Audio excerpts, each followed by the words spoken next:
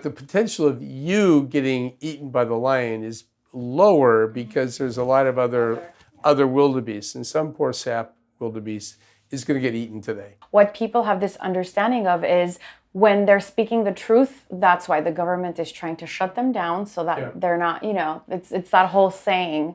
You're allowing people in your office who don't have vaccines, and my child is in the office. I'm talking about other patients who are getting the vaccines, and you're saying, are you putting my child at risk? I would say, no, your children are getting the vaccines. They're protected. The kids who are not getting the vaccines are the ones at risk. You hold the baby, you fold the arms, and then you just wiggle them, and they stop crying. Right. The joy and the blessing of having children is not to be compared to any kind of job.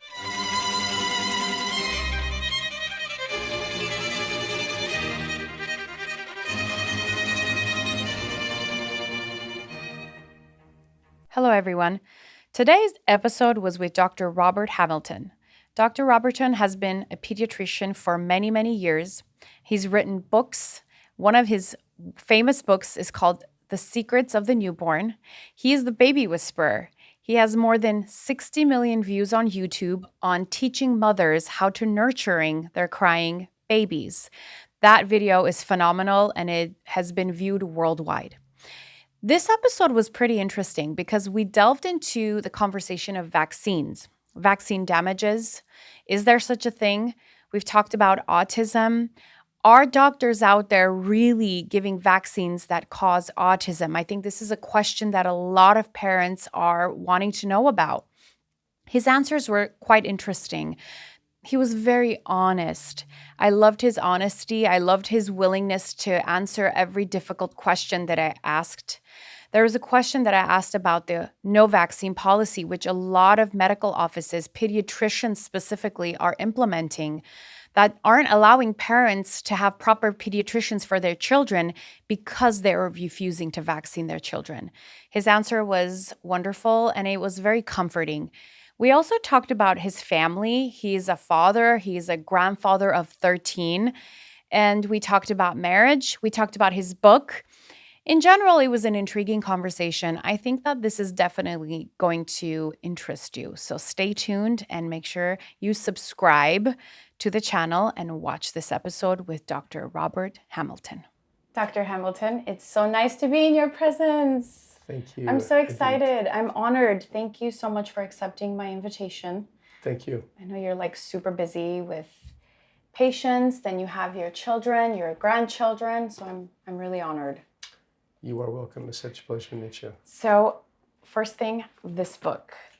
I think this is such an essential staple for anybody that wants to be a mom or is a mom already, or is on the path to be. Sure. So tell us a little bit. How did you come up with this? My little book here is called, there it is, everyone. Seven Secrets of the Newborn. There it is. Yes. So what happened is that I did my little baby hold, which we can talk about. Yes, we're going to talk about that. And what happened was the publisher in New York, who was St. Martin's Press, they called me and they said, listen, would you ever consider writing a book? And I said, well, you know what? I have thought about writing a book.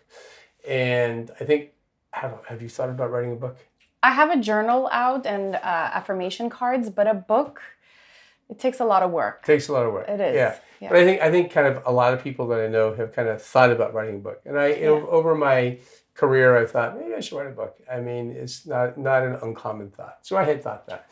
So I told them, I said, I've thought about it. And they said, would you consider writing a book about babies? And I said, that's what I do all day long. Mm-hmm. And I said, give me a minute. I thought about it, kind of talked to my wife about it, and I said, I think that'd be really great.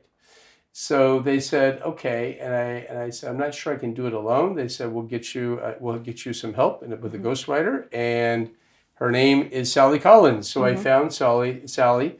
They gave me a couple of names, and I interviewed a couple of people, and Sally was wonderful. Mm-hmm. And so we worked together for a long time. And writing a book is a lot more. I thought I could just dash it out in a couple months. Not true. Mm-hmm. It takes a lot of time to write a book. So anyway, this is really a labor of love. I took literally hundreds and hundreds of hours to write this book. But each chapter is a guide. What I did is I tried, it's called Seven Secrets of the Newborn. It's actually a book that is, there it is again, folks. It's really a book about the first year of life, to be honest with you. Mm-hmm. And my subtitle is Secrets and Happy Surprises of the First Year. So it's not newborn I think about as being month one. Yes. This covers a lot more time than month one. No, I love it. I think it's super helpful. It's very meaningful, and definitely all moms need to get their hands on this. How I found you actually is through your technique. It's the most famous. It has over 60 million views on YouTube, and I think it's going to be a worldwide technique where you hold the baby, you fold the arms, and then you just wiggle them, and they stop crying. That's right. That's so right. How did you come up with that technique? Because it works. It's a good question. So what happened was, obviously, as a pediatrician, one of the jobs I do is after a baby's born, and I literally was just at the hospital a minute ago. New baby. Okay, so you have a new baby and you examine them. Almost invariably, they cry. Of course. They all cry because they don't, the stethoscope is cold and, they don't like being, manipulated, and no one does this. Their mothers are caressing them and I'm sitting there, bugging them. And so they all cry. And so to have a meaningful conversation with a mother and a father, you have to have peace. You have to have the room quiet. If a baby's crying, what happens is that mothers go insane. True. I could understand that. They can't think. Yeah, I have a 10-month-old, and yes. And so you could be, saying the most profound, deep conversations in the world. You could be quoting Plato, and all it sounds like, yeah. To mothers, they can't hear you. And so what I realized is I made them cry. I need to calm them down. Wow. And so I'm a father. I'm a grandfather. I've been doing this. I'm a pediatrician. So I spend my whole life with babies. I know that if I pick them up and if I just gently hold them, and I learned over time that if you gently kind of swaddle them, you're basically swaddling them. Correct. Your arms, you're putting one arm below, one arm above, and you're grabbing those arms. And essentially, you're holding them in an upright position. Children like to be in an upright position. Why is that? I don't know. I don't know. I mean, I think that you're tapping. My friend Harvey Karp, who is famous, Harvey, if you're out there, Harvey, he made the snoo, if you know what that is. Yes, Yeah. of course. So anyway, he invented that. But anyway, so Harvey said, Bob, what you're doing is you're tapping into what they call the calming reflex. But I always tell people that if you lay a child down in your arms with, in a kind of a recumbent position, you better have a boob. Because they want to eat. They're gonna look for it. They're gonna look for it. So when you put them in a 45-degree angle and you rock them up and down, they're quiet down. They typically open their eyes, and I give them a little booty shake, and just kind of go boo, shake their booty, and it really does work. I mean, it's amazing how I've done this for years and done it all around the globe. I just got back from Jamaica and I put up a little video of me doing it in Jamaica. Yes. It worked perfectly. So anyway, so it does work. And I think you are tapping into that calming reflex. But, and by the way, this is good for about 3 months. After 3 months, doesn't work that much. It goes away. Well, the kids get hip to it. Right. Oh, my goodness. Yeah. So they kind of go, you know what, Hamilton, you're not going to trick me anymore. Dr. Hamilton, you know what I've noticed? That there are more colicky babies now than ever. I don't know. That's just my observation. Do you feel like that's true? No. No? Okay, I don't. Good. Well, I'm happy to hear that. From my perspective, no. I think, there's a lot of colicky behavior. You have to realize that the word colic, if you say this child has got colic, that means you ready? Here's the definition. 3 hours a day of intense crying, 3 times a week for 3 weeks. That's the formal definition of colic. So what's the colicky behavior? Colicky behavior is just irritability. They're crying, they're screaming, they're for no good reason. Probably there is a reason. If I had to guess, it's probably GI. They probably have discomfort. And and this is just me kind of making it up, but what I think is this: babies have been living in this beautiful cocoon called the womb. It's a great place to hang out. They have no gas in their GI tract. Okay, so they come out, they get rid of all that meconium, they get colonized with these bacteria in their small intestine, and we call that the microbiome, right? And the microbiome, it takes a hot minute to establish an equilibrium. Right. Yeah, exactly. And some of those bacteria which are present in the GI tract are what we call gas-forming bacteria. That's where flatus comes from. It doesn't come from ingesting air. People ask that all the time. They go, are they drinking? Are they swallowing air? No, the flatus comes from the bacteria that reside in your GI tract. Okay, and so you have to realize when you do have gas, you get bloating. You get the intestines. It's a discomforting feeling. I think everybody in the world, all the people out there listening, have had gas before, right? Yes, and it's uncomfortable when you're an adult. Imagine when you're a child. Yeah. How uncomfortable that is. And I think that children feel it more intensely, and they scream and they cry, and it's just and that's understandable. So that's kind of, if I had to push a button on the test, that would be the button I'd push. It's probably GI. But anyway, that's colicky behavior. That's Colicky behavior. Colicky behavior. Got you. Okay. Rather than colic. Colic. Okay. Yeah. So there's a difference. So I had a survey up on my Instagram page, and I had a few moms send me over questions that they wanted to ask, because this is my first time having a podcast with a pediatrician. Oh. So if you're okay with that, I would love to ask them questions. First question that I received, and it was not just one mom, it was probably like 25 moms asking the same question, is how do you feel that it's normal for a child to sleep in their parents' bed? Because there's this Japanese theory that up to age 7, it's ideal for children to sleep in the bed of of their parents, because psychologically it's safer. They learn to nurture themselves better, regulate their emotions better. And I have to tell you that there's a lot of moms in the Armenian American community who do this. Yeah. Their children are in bed with them. Is that good for them? So let me just say this, that historically that has been true, that people have slept with their children. It is also true, and the American Academy of Pediatrics and other, bodies of researchers who have done a lot of research on this have really found that when you sleep with your child, you can overlay a child, and sometimes kids get wedged between their parents. Yes, it could be dangerous. It is dangerous. And so we have a program called the Back to Sleep program. So we lay children on their back or their side, but usually the back, okay?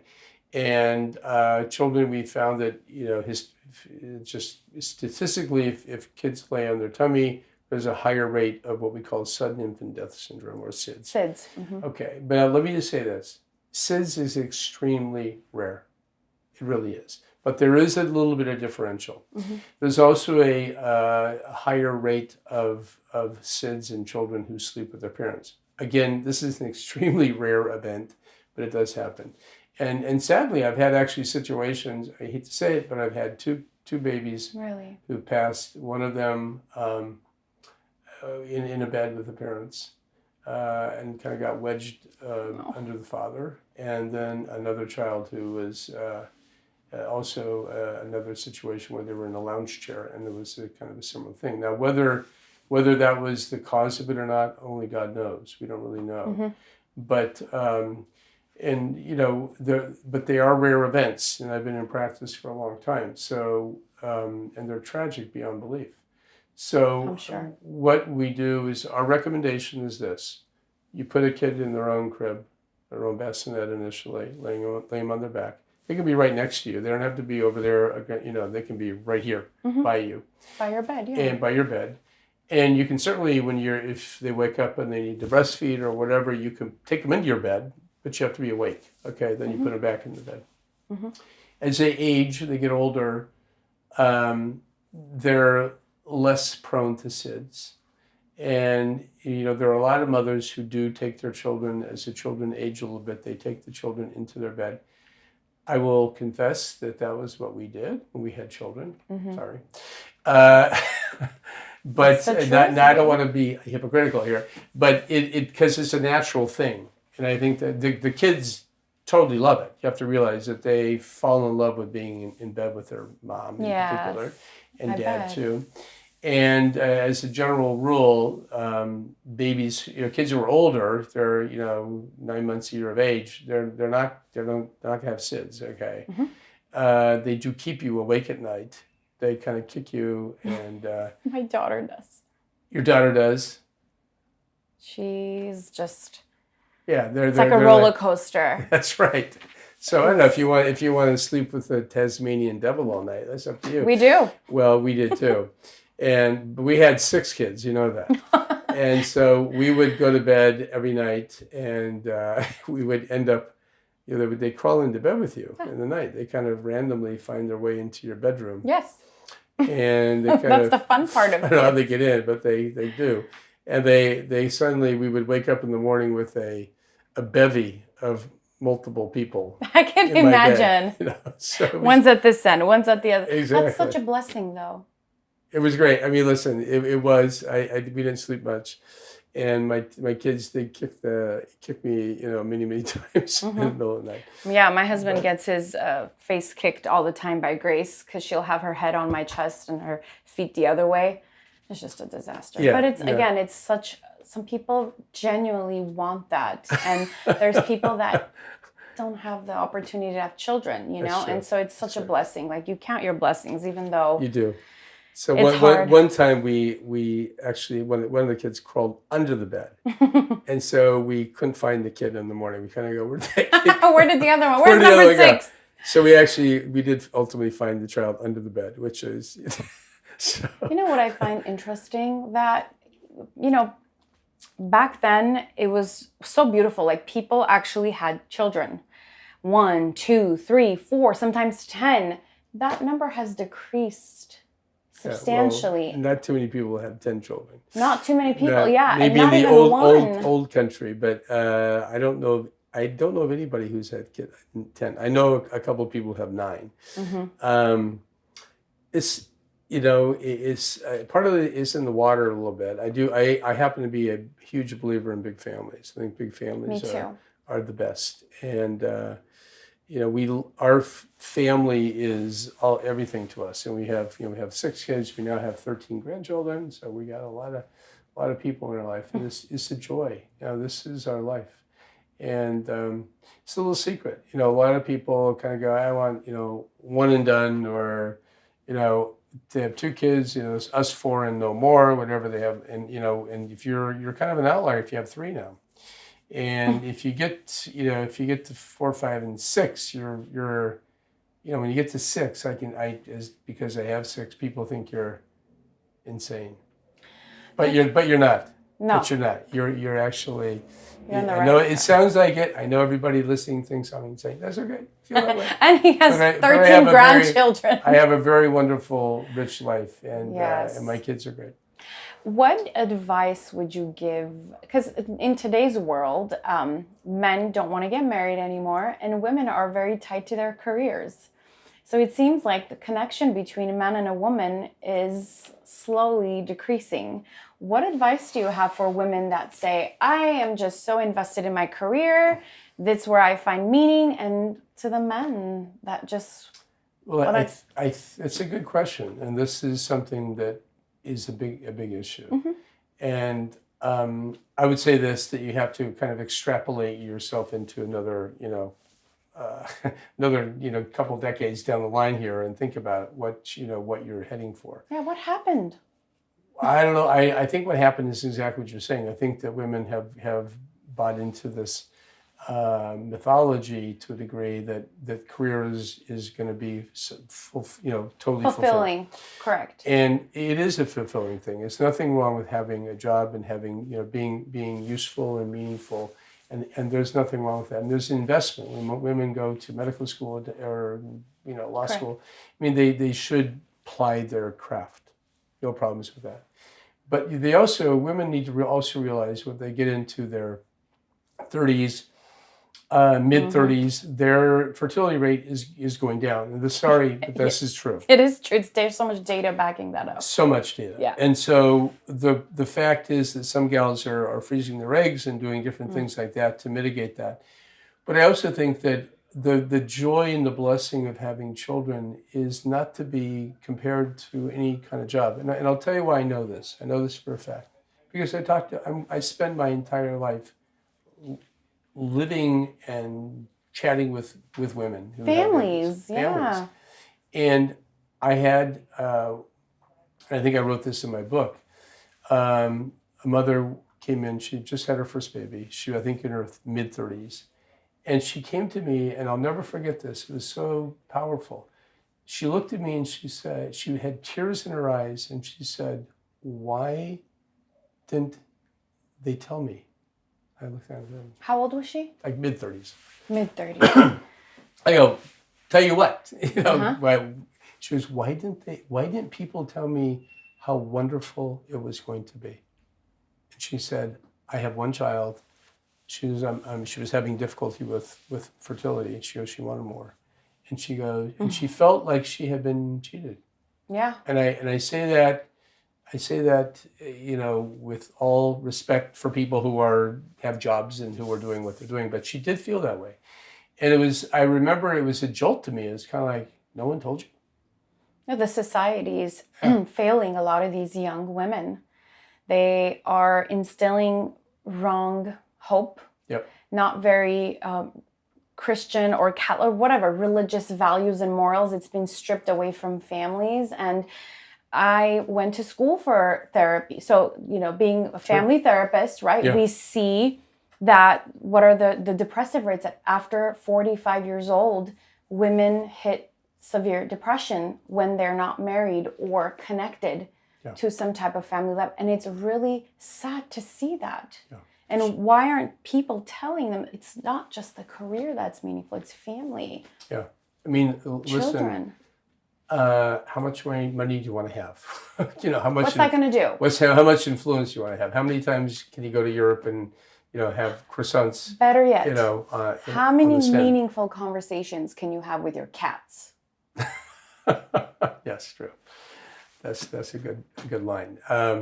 But there's only so much fulfillment that brings. Obviously, it does bring fulfillment. I'm not, I would be a liar to not say that having a career and having, doing what I'm doing is not fulfilling. It's tremendously fulfilling.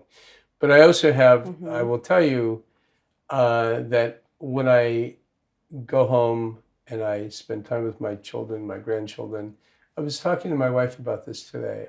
I was saying, honey, we're so blessed. I mean, we have my daughter sent me, my daughter has a little 9-month-old child and or 8-month-old child. And her name is Greta.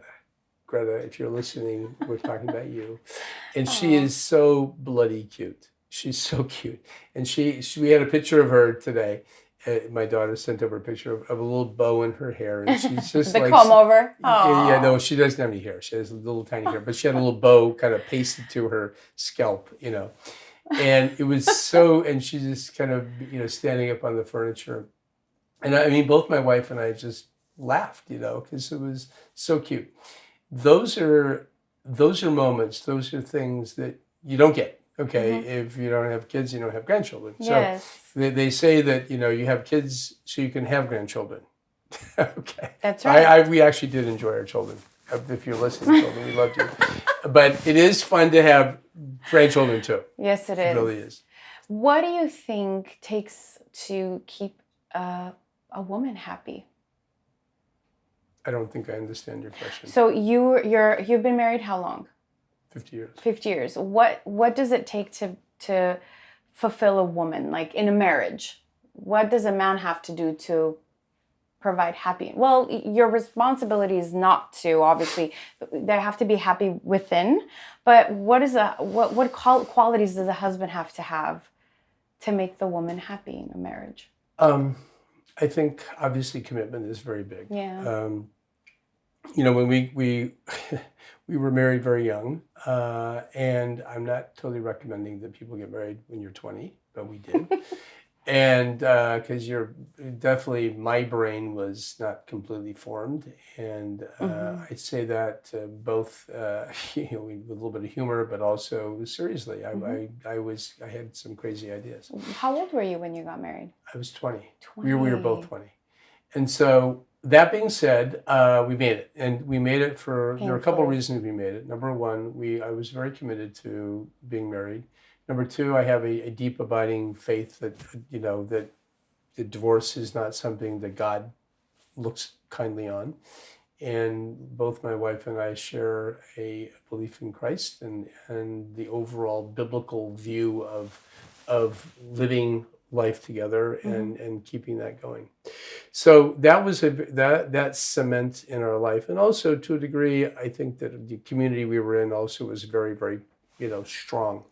But in terms of your initial question, I think that being married for 50 years is not for free. You do have a little bit of contention, and of course, my lovely wife, if you're watching this, you know what I'm talking about. But I do think that commitment, that commitment to not only your spouse but also to the children, is really has got to be there. There has to be no question about that. Also, there has to be this issue, and this is maybe a tender issue, but fidelity has got to be very important. That would make a woman happy. Well, trusting, being able to trust you as a man. If you are out doing naughty things and having affairs and things like that, that will destroy a marriage like pronto.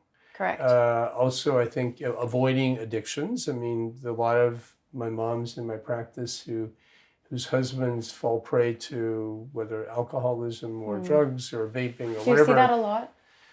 Yeah, I do. Not a lot, I would say, but I do see it. I mean, and that's a game changer. If your husband is addicted to something, by the way, wives too, that can happen. True. But those kind of things can destroy a marriage. And also the idea that, going back to the job idea, if you are just dedicated to your job, but you don't say, okay, it's time for family time, and you don't really do that, that's really can be over time erode a relationship as well. If you're a workaholic, I mean, a lot of guys out there are working hard. You should work hard as a father, but you have to have this balance, and that balance has got to be there. Absolutely. So those are just some ideas off the top of my head. I love that. And I think what you're essentially talking about is it's that safety that you bring home. And women, men always say, women are so complicated. It's really not. And that's why I love asking men who have been married a while this question, that it all comes down to it's not that complicated. Women just want trust. They want safety. They want their husbands to come home. Yeah. It's not a lot. And you just, said the same. I actually do. Sorry, I do think women are complicated. Oh my God. Just for the record, okay? Dr. Hamilton. Did I just screw up the podcast? This is going to be a short. No. And we're all complicated. Men are complicated too. But I mean, I find them. I'm going to defend women and say no, right? But then men say yes. Women are definitely complicated. Yes. One important question that I actually was wanting to ask is that, yes, we kind of just talked about this, but the rates for vaccines have decreased substantially. And are you noticing this in your practice? Absolutely. Talk to me about that a little bit. So this is a little bit of a new phenomenon. And I think that it represents a distrust in the medical world. Yes. And what I mean by that is that there has been a kind of a reset, and I think to a degree, it was kind of happening before the pandemic, but the pandemic accelerated this. Yes. And first of all, there was this very incredible demand that everyone get vaccinated with COVID, and certainly for me, I was it was a mandate. I wasn't. Yes, I didn't mind that. I was in the hospital, so I was happy to get my shots when I got them. But all I can say is a lot of people were forced to get shots, and a lot of people, especially younger children, the disease, the COVID disease itself, was not that deleterious to children. They actually skated through it pretty well. The mortality rate was darn near zero. Yes. Darn near zero. With children, yes. I'm talking about internationally, both in the U.S. and also in the world. So the number of children who actually passed from COVID was very, very low. But yeah, they got sick, but they weren't like sick unto death. Okay, so that demand, that incredibly strong demand that was made by the health authorities, and then people got sick anyway. You know, that was say, hey, I got my shot, I still got sick. So the vaccine was not that helpful in preventing illness. Now, of course, the $1 million question, I think it's true, that may have mitigated some of the symptomatology. And if you had your vaccines, then the overall level of illness was less, okay? But the layperson out there in the community thought the following. They told me to get the shot. They mandated I get the shot. I got the shot. I got COVID. They go, why did I get the shot? Okay. And some people, by the way, had bad reactions to the shot. Remember that? Oh, yes. Yeah. Some death. Well, some of them did, yes. And so that was something that was the people, and it was just kind of like, and obviously the internet and all these different things, there was some misinformation that was floating around for sure. But there were a lot of anecdotal comments that were being made. That being said, that eroded the whole, to a degree, the trust between a doctor and a patient. Absolutely. And so now that is spilling over into the normal vaccines. This is problematic because I will tell you that polio is real. I've seen polio. I do medical. Even now? Well, I mean, not as much now, but I certainly see older people who've had polio. And if we let up, it's going to come back. If we stop vaccinating kids, it'll come up. Oh, for sure, it will.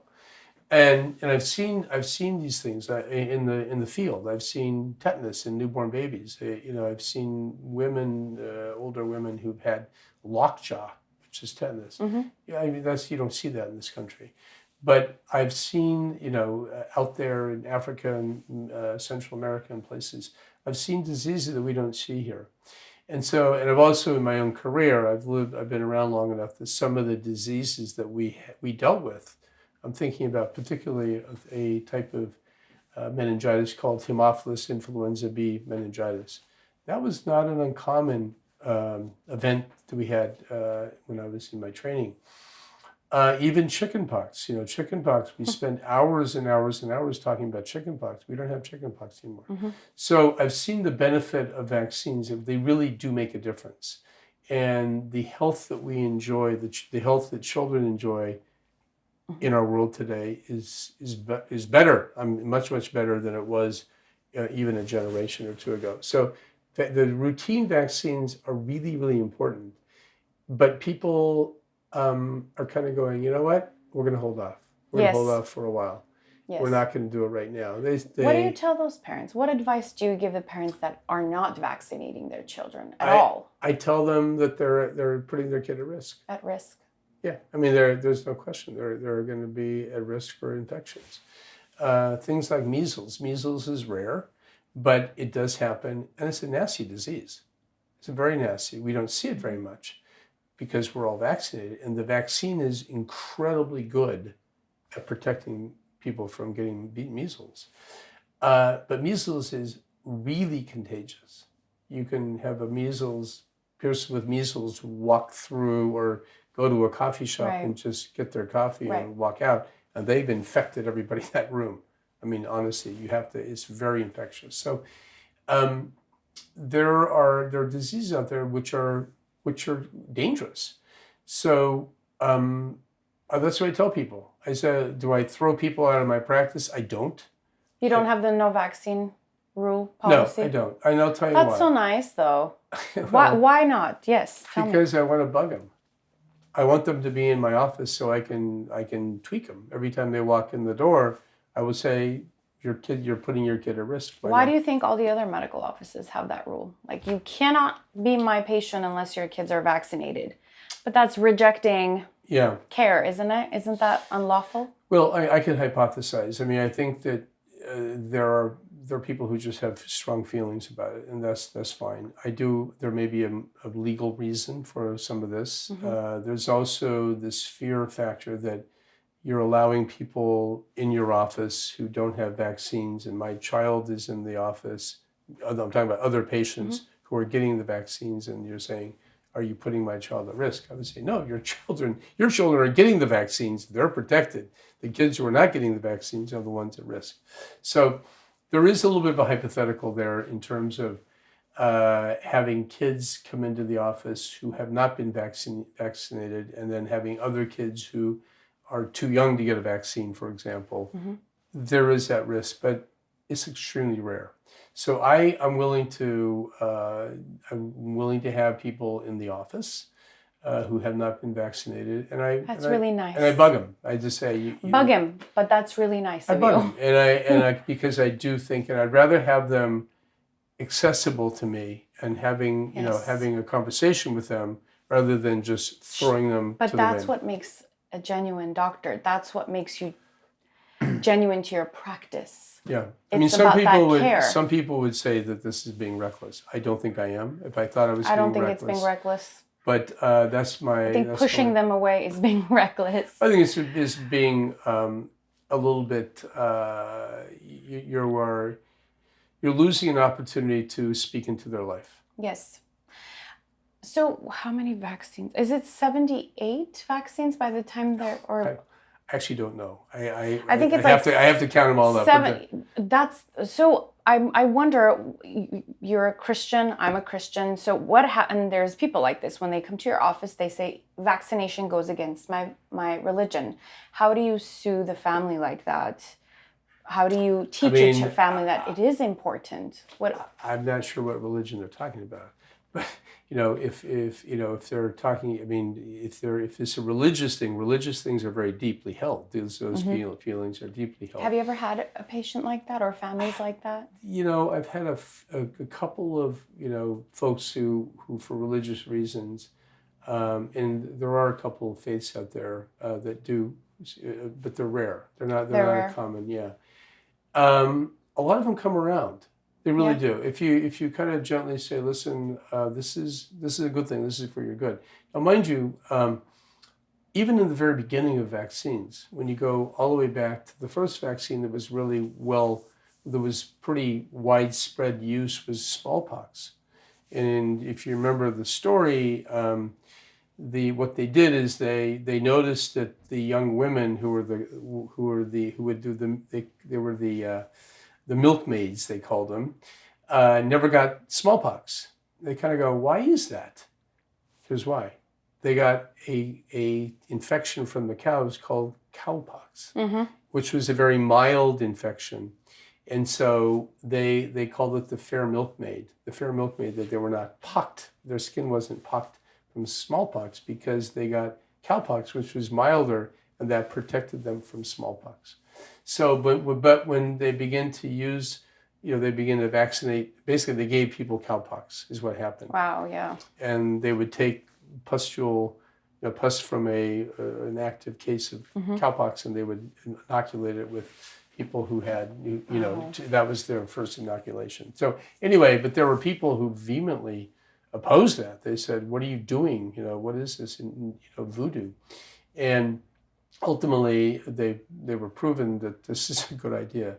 So those kind of initial reactions happened, not necessarily in the religious faith, but it happened among people who just didn't believe in it. So all I can say is I'm not sure what religion they're talking about. And certainly from a Christian perspective, there's no reason that I can vaccinate. There's no reason I can see why you would not want to vaccinate your children. Yeah, that makes sense. Is it really dangerous to not vaccinate your children? Really dangerous? Like really, really dangerous? What are the risks? I think is for anyone out there that's listening. Okay, so I will be honest with you. Please. It's not really, really dangerous because the diseases we're talking about are rare. And they really are. And they're becoming more rare because of what we call herd immunity. So there isn't a lot of measles in the community because the majority of people have been vaccinated. So already. you live in that herd and you understand the idea of herd immunity. So there's a siren going by. It's okay. Sorry about that, folks. No. But anyway, so herd immunity simply means that when you're in the Serengeti, okay, and you're a wildebeest. Can you envision that? Mm-hmm. Okay, you're a wildebeest. So it's not really, it's dangerous. Well, I mean, because there are a lot of other wildebeests in the herd. Okay, you're kind of wandering around, and there are lions right there. Okay, there you see the lions. And I love that. I love that animation. Yeah. No, I've been to the Serengeti, and I can tell you they're right there. The lions are sitting there watching their lunch walk by them.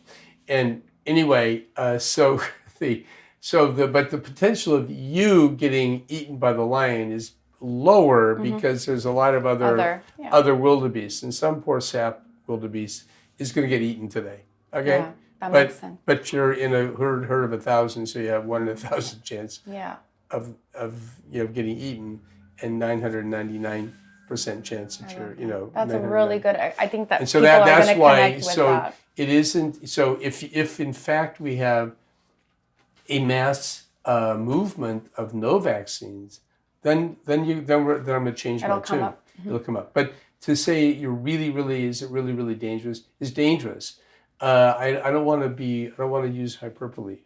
I understand. And say yes, it's super dangerous. I don't want to frighten people. Yeah. But you are taking a risk. I appreciate that. It's so nice to hear honesty.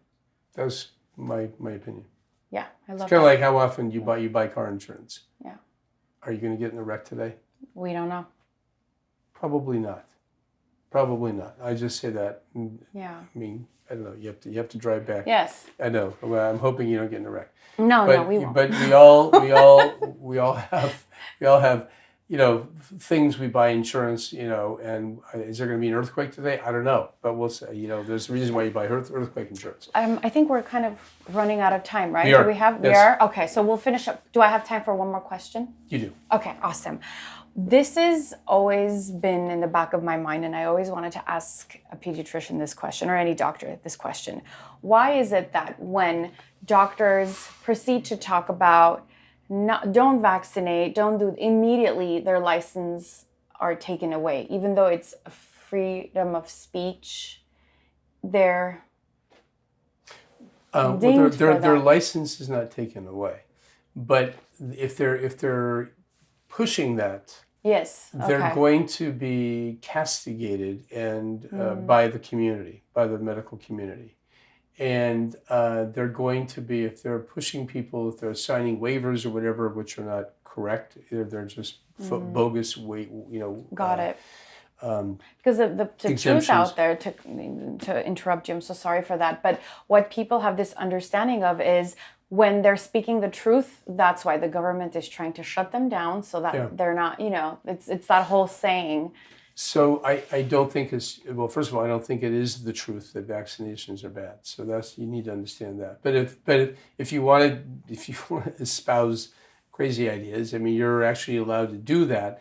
You may get disciplined if you're out there pushing it. If you do it, certainly I will tell you that if something bad happens, you're in trouble. I mean, there is a responsibility. Well, it is a responsibility, and they should be held to that responsibility, because if they're saying, don't get vaccines, don't get HIV vaccine, for example, and that child gets Haemophilus influenza B, based on the recommendation of that doctor. Wow. Yeah. That's serious They're stuff. coming after because you, for sure. You better believe it. Yeah. And I think that's the right thing, because HIV vaccine has really reduced, meningitis, and these kids who get HIV meningitis, these kids you may save their life by giving them antibiotics, but they may walk out of the hospital deaf or blind, or with cerebral palsy or other types of significant damage. So if that happens, you better watch your backside. Yeah. And that's why. But I don't think that people can say things. I mean, I don't think that to my knowledge, there's no disbarring. They may take some of your credentials away. I've seen some doctors but it's interesting to see what have they done that has happened So I'll do a little bit more Well, sometimes research. they're out there, they're pushing it, and they're also, doing things which there are illegal things. You can't write exemptions, for example, that are bogus exemptions. Yeah, If you are, especially It's in understandable. terms of kids going to school in California, you have to realize that children have to be vaccinated to go to public school. Yes, absolutely. Any school. Yeah. Any school. There's And even private schools require a it. lot of private schools. So if you're writing exemptions which don't really hold water, you are going to get taken to the California Medical Board. Do you believe that there is a thing called vaccine damage? Of course. There is. Absolutely. I mean, there are. Is it reversible? Some of them are. Thankfully. But they're extremely rare. I mean, the number of vaccine injuries that I've seen in my career, and I've been doing it a long time, is extremely rare. And Thank you for being honest. It sometimes is hard to pin down what caused what. For a long time, the MMR vaccine was reputed to be responsible for autism. Yeah. And it was bogus. I mean, they've done, listen, let me just say this, Adit, that if I thought that I was giving your child autism by giving them the MMR shot. Would you do it? Of course not. Yeah, exactly. Of course not. Exactly. And so but that was the allegation, is that we were giving kids autism. Well, it turns out that the diagnosis of autism kind of begins to be, when you walk into a nursery and there are newborns, okay, and there's 100 newborns, and you go, wow, these beautiful babies. One of those kids may have autism. Which one? Yeah. You can't tell. I've heard that there's a few data that I was reading that it's linked to, now that they're saying it's linked to undeveloped spinal cords. Don't know about that. I don't know how accurate that is, but Yeah. I'll send you some of the I found. It was just kind of interesting. I don't know how, I'm not a medical doctor, so I don't know how that would be, but it was kind of interesting. But Dr. Hamilton, I know you have to go. You have a lot of babies you have to take care of. Yes, you do. I just want to say that one of the things that just blows me away about you is the fact that you are so open to taking people that are afraid to vaccinate their children. And I think that a lot of people watching are truly, genuinely going to appreciate that about you, because you have a chance to kind of educate them and take care of their anxiety and whatever worries that they have. So I think that's really appreciated about you. Thank you for that. Thank you. And thank you for today. You're welcome. It's been a pleasure. Thank you. There's 100 newborns, and you go, wow, these beautiful babies. One of those kids may have autism. Which one? You can't tell. You can't. That it's linked to, now that they're saying it's linked to undeveloped spinal cords. Don't know about that. I don't know how accurate that is, but Yeah. I'll send you some of the I found. It was just kind of interesting. I don't know how, I'm not a medical doctor, so I don't know how that would be, but it was kind of interesting. But Dr. Hamilton, I know you have to go. You have a lot of babies you have to take care of. Yes, you do. I just want to say that one of the things that just blows me away about you is the fact that you are so open to taking people that are afraid to vaccinate their children. And I think that a lot of people watching are truly, genuinely going to appreciate that about you, because you have a chance to kind of educate them and take care of their anxiety and whatever worries that they have. So I think that's really appreciated about you. Thank you for that. Thank you. And thank you for today. You're welcome. It's been a pleasure. Thank you. Really.